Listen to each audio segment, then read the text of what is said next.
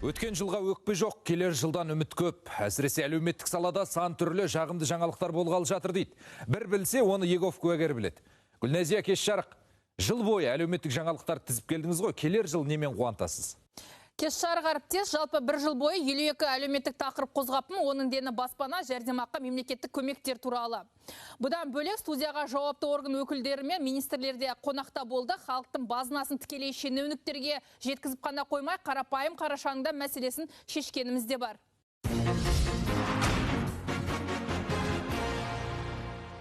Қызымның дәрі-дәрмектерін осы кезге дейін сатып алып келдім. Осы мәселе шешіліп жатыр. Сол себептен Евразия арнасы, айна бағдарламасы, Егов куәгері айдарына мәселемді шешіп беріп жатқандарыңызға көптен көп рахметімді айтамын. Хабарласуымның нәтижесінде бүгінгі күнде дәрі қолыма тиеп, өзінің оң шешімін әрі жылдам, әрі оңай тапты. Сіздерге де рахмет. Келер жылы да біздің редакцияға хабарласқан көрермендеріміздің мәселесін бірігіп шешуге тырысамыз. Жаңа жылда бір қатар әлеуметтік көмектің көлемі артады. Бүгін ең негізгілеріне тоқталамын. 2023 жылы 1 қаңтарынан бастап автомат түрде 2 жәрдемақы өседі. Спикерді тыңдайық. Бұл асыраушысынан айырылуына және еңбек ету қабілетіне байланысты алатын төлемдер. Бұл төлемдер 8,5%-ға 2023 жылдың 1 қаңтарынан бастап автоматты түрде артырылады. Біз бұл жұмыстардың бәрін қазір жасап қойдық. 150 мыңға жуық азамат автоматты түрде бұл төлемдерді ұлғайтылған мөлшерде алатын болады. Сонымен қатар мынау жұмысынан айырылуына байланысты әлеуметтік төлемдер 40-тан 45%-ға арттыру бойынша жұмысты да аяқтадық. Бұл төлемдерде артырылған мөлшерде бір құжат өткізіп керек емес, автомат түрде ұлғайтылған мөлшерде алатын болады. Қысқасы былай, ең төменгі күнкөріс мөлшері 40.567 теңге болса, айлық есептік көрсеткіш 3.450 теңге болады. Осыған сәйкес бір қатар жәрдемақылар өзгереді. Мында летте көрсетілген. Қыз-келіншектердің назарына бала күтіміне байланысты ай сайынғы жәрдемақы 1,5 жылға дейін ұзартылады. Бұл жаңашылдық 2022 жылы босанған аналар автоматты түрде өтеді. Ең әуелі бір жолғы жәрдемақы тоқталсақ, бұл да летте көрсетілген. Айтпақшы, егіз, үшем, төртем босанған жас аналарымыз бар арамызда. Бір жолғы төленетін бұл қаражат әр балаға жеке дара төленеді. Біле жүріңіз.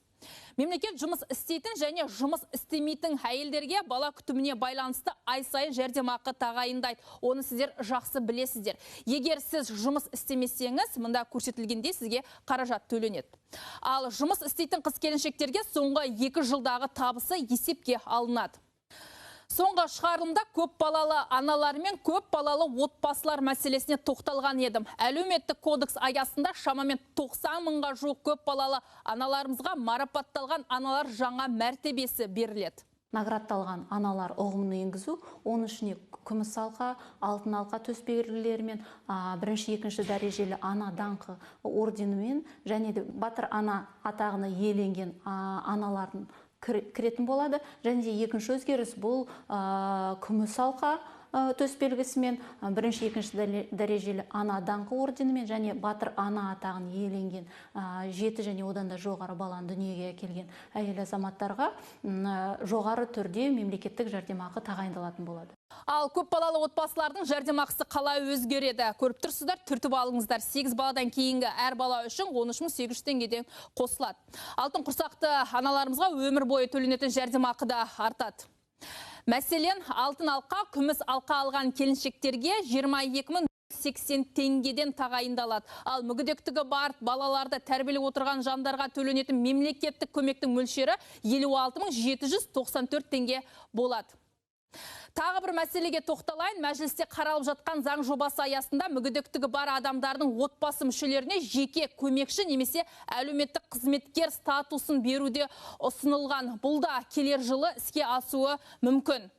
Осы жылы көрермен алғысымен бөлек медиа сыншылардың марапатына да лайық деп танылып едік. Әлеуметке керек айдар аталымы бойынша үздік деп танылған Егов куәгері келер жылыда қарашаға қажет мәліметтермен бөлісетін болады. Бізбен бірге болыңыздар, жаңа жылда жүздескенше құрметті көрермен.